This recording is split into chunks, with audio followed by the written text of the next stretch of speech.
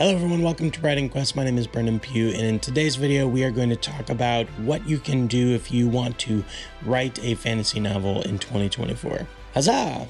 Okay, so before we get started, this video is part of a really cool collaboration with some of my other fellow author tubers, so make sure to check out the link in the description below to find the playlist where you can find a bunch of other cool resources and videos that are a part of this. So make sure to check all those out, give all those creators a like, thumbs up, subscribe, all that kind of stuff. In today's video, we are going to be talking about the genre of writing fantasy and what that is and why I like it, and some tips and tools and resources for you as a writer to find kind of how to get started with this genre if you've never done it before, or to maybe refresh what you've done. If you have done fantasy writing before, maybe this can kind of give you some new ideas and new tips and tricks. And so we're going to jump right into it. Make sure to stay to the end of the video where I have a special discount code for you for some of my Notion templates, which I have created specifically for writers to help them start their stories from beginning to end. You can outline, brainstorm, all that kind of stuff. I'll link some other videos below that talk about what that is, but stick around to the end of the video for that. Here we go. So first off, what is fantasy? What is the fantasy genre of storytelling? And really, it can be a huge breadth of things. It can be anything from sci-fi fantasy to anything from like Harry Potter or Lord of the Rings, or anything from like Brandon Sanderson. Most of the time, they include some sort of world that is fictional, that's completely created, that's not set in the real world. Although many times they also can be set in the real world, such as Harry Potter, and then they have kind of fictional and fantastical elements that go along with the real world. The probably most defining characteristic of a fantasy novel is that there's some sort of mystical, magical element. Now, that doesn't necessarily mean there is magic, but there's some sort of like elves, or there's some sort of different creatures. There's a world behind the world. There's straight up magic. There could be like the manipulation of elements or some kind of like sorcery of some kind. So there's many, the main defining thing that makes it fantastical is some form of a magical element. Even if you go to Star Wars, which is a sci-fi fantasy, Star Wars has the Force. It's this magical thing that you can't really see or touch, and it's hard to explain. So that's probably the most defining characteristic of fantasy. And there's many other things, though, such as different cultures and races that don't actually exist in the real world, such as orcs, elves, those kinds of things. You can get into things like paranormal fantasy, which have like ghosts and those types of things. But the most defining thing about it is that there's these magical and fantastical elements. The next thing is I kind of want to talk about a little bit about why I love fantasy and how I got into it. Basically, I was actually joking with my brother not too long ago about this, where we basically were totally, we're destined to be fantasy nerds, because when we grew up, when I was about 10 in the late 90s, early 2000s, we got all sorts of stuff. We got the Lord of the Rings movies, we got Harry Potter, we got the new Star Wars movies, we had Pokemon, and we got all of these crazy things. The X-Men movies came out, the first original X-Men with Hugh Jackman and Patrick Stewart. All of these things came out right at like one of my most impressionable times growing up, and I just totally latched onto it and got completely sucked in. The Lord of the Rings movies in particular were a really huge influence on me, and I remember the extended editions coming out and watching everything behind the scenes and just watching how those were created. And then, of course, the Star Wars prequels came out, which I was already a Star Wars fan of watching the originals, and so just that coming out right at that perfect time. And so for me, fantasy has always been a really cool way to escape and to kind of move into a realm that can excite me and inspire me and all of those kinds of things, and kind of get away from, you know, the normal things of this world. And so I love world building. I love all of the intricacies about it. I love that it's not something like what's great about fantasy is you don't have to ground it in any sort of reality, really, if you don't want to. So you can just go wherever your imagination takes you, as long as your characters, of course, and your plots work and line up and all those things. But really, as far as, you know, fantasy is concerned, sky is really the limit. So I just was so sucked into it when I was a kid, and it just totally set me on this path. I don't even know if I could write anything that's not fantasy, although maybe I should try at some point. As far as some resources, so let's get into some resources that I like a lot for writing fantasy. The first one is obviously all of the books that you love and enjoy. So for me, probably my biggest influence in this genre is, of course, The Lord of the Rings by J.R.R. Tolkien. And my suggestion with the fantasy, he's often considered kind of the godfather of the whole fantasy thing. Actually, what happens a lot nowadays is that people will criticize works if they're too similar to Tolkien, because he set this whole thing kind of in motion of high fantasy and all of these, orcs and elves on these things, that now if people do things too much like that, everything's kind of a derivative of that, and that gets criticized. So personally, I think that criticism is kind of silly, because again, it was kind of the beginning of this whole fantasy thing. But ultimately, I would suggest two things. I would suggest, one, if you haven't read Lord of the Rings, you need to, because I think if you want to understand something, it's very important to understand where it came from and where it started. So even if Lord of the Rings ends up not being for you, and it ends up being something that you don't really care about in the long run, it's kind of a good history lesson to understand where this all started and where this came from. The next thing is just any of the stories that you love and like. So you can see back here on my bookshelf that I have all sorts of books. I got Wheel of Time here. I got a bunch of other stuff that is just fantasy things that as you read it shows you the different ways that you can change your story. And it's just great. If the best resource to me is reading. So read the books that you like. And then, of course, turn that into writing a story that you would read yourself.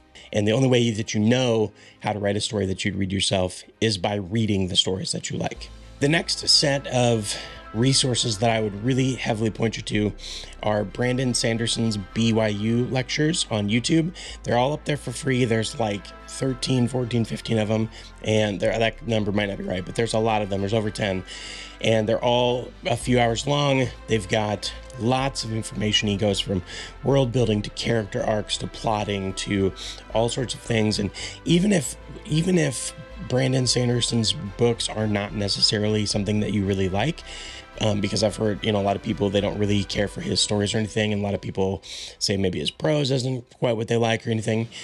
All of that aside, these lectures are chocked full of information, and even if you don't follow them to a T or whatever, they should definitely kind of spark some stuff inside of you. So I would check those out. I would watch every single one, and they are just a super cool resource. And on top of all that, they're free. They're a free resource that you can get. You don't have to go buy a book. You don't have to go buy a course. You can get these for free on YouTube right now. Right after you get off of this, you can go watch one of those. So I would definitely check them out and devour them. Like, watch them over and over and over again. Take notes. It's a college course that he teaches once a year, I think. And so take it like a college course, write notes, all that kind of stuff. Definitely check it out. And the next kind of genre thing, this isn't really specific to fantasy, but any kind of writing book, any book about writing that is about writing fiction is going to help you in this area. So if you've never written anything before, I think maybe that's a great place to start, is just start getting into writing, just general writing books that kind of talk about plotting and character development, all those kinds of things. But ultimately, the culmination of all of these things where you're reading these fantastical books, because it's hard to come up with fantasy if you've never read anything that's fantasy before. And so you kind of get you started. So I would read some fantasy, read some general books about writing and how to write and all that kind of thing. And then also those BYU lectures. I think between those three things, you're going to have a really great and solid start into writing your fantasy book in 2024. The next thing is some misconceptions about the genre of fantasy. So again, I mentioned this a little bit before, but I'll come back to it. The hardest thing with fantasy, especially high fantasy, is most things end up feeling like some sort of derivative work of Tolkien. Now, is that most stories are universal, or there's only so many new things. All the new things have been done. So every story you do is going to feel like a story that's come before it. Now, in Tolkien's specific instance, again, it was like there wasn't really a lot of this kind of thing before he wrote this, and then, which was in the 50s or whatever. And once this came out, this kind of set the tone for a very long time. And so I think there's some people that kind of are like, they shun Tolkien because they think, it's old school and it was done so many different ways and all that stuff. I don't think that's a really good thing to do. I think you should study Tolkien and know what he did so you can turn it into your own thing. But definitely something that's going to be really hard for you. It's hard for me because I grew up on it and watched so much of it and read so much of it, is having your works be very derivative. So again, fantasy is one of those things where the sky's the limit. So lots of things have been done, lots of different magic systems, lots of different characters. And so it's going to be really hard to find something that feels super unique. And I would tell you, don't kill yourself trying to make it super unique. I mean, you need to do the best that you can, but what's going to end up happening is that your characters are the most important. So even if a lot of your fantastical elements start feeling like they're very similar to a lot of other things, because that will inevitably happen, if your characters are strong and your character arc is strong and your story is really good, then all of that stuff becomes secondary. So don't lose yourself in the world building and miss the story. So a lot of fantasy artists will do that. They'll work on the world building and they'll start a chapter and it'll have like 3 pages of description about the backstory and all this kind of stuff. The focus has still got to be the characters. The focus has still got to be the story. And then all of the world building and all of that stuff kind of functions around it and informs the story. So don't get lost in that world building. Don't get lost in the fantastical elements, and make sure that you focus on the characters. And for me, ultimately, that is what I ended up doing, where, my story that I've been working on for a long time started as there's kind of I took what if I took Lord of the Rings, Last Airbender, Aragon, Dragon Rider stuff, and a couple other things and just mooshed it all together. So a lot of stories start that way, where they are already a derivative. And so my biggest struggle has been not only changing a lot of those fantastical elements into more of what is, pertains to me and is not so much derivative, but also then actually turning the story to be about the characters and not about those fantastical elements. And finally, my last little bit of advice for someone who is wanting to start writing fantasy in 2024 is that just go for it. Just go for it. The great and awesome thing and the worst thing about fantasy is that, again, the options are limitless. You can do whatever you want as long as you stay true to the tenets of good character arcs and good plot development. So ultimately, at the end of the day, the best way to get started in writing anything but writing epic high fantasy is to simply do it. And the great thing too about it is, because sky's the limit, you can really just go for it. Just start writing. Just start writing something. Write something until you can't write anymore and you don't know what else to do. And then change it. And then turn it into, then you go back and do your world building and do a little building on it and expand it, and then go back to writing. But the biggest thing is start doing it right now. Even if you're going to wait till January 1st because of New Year's resolution or whatever, start on January 1st. Start writing something. Come up with a character name. If you don't have a character name, you don't have an idea for that, just start writing the world building. Write some backstory about some magical thing or culture or something. But just start your story, write it down, and start developing it, and just see where your creativity takes you. That's it for this episode of Writing Quest. Again, this video is in part of a collaboration on a playlist with some other AuthorTube personalities about how to write different genres and write your story in 2024. So make sure to check out the rest of the playlist, which is linked down below.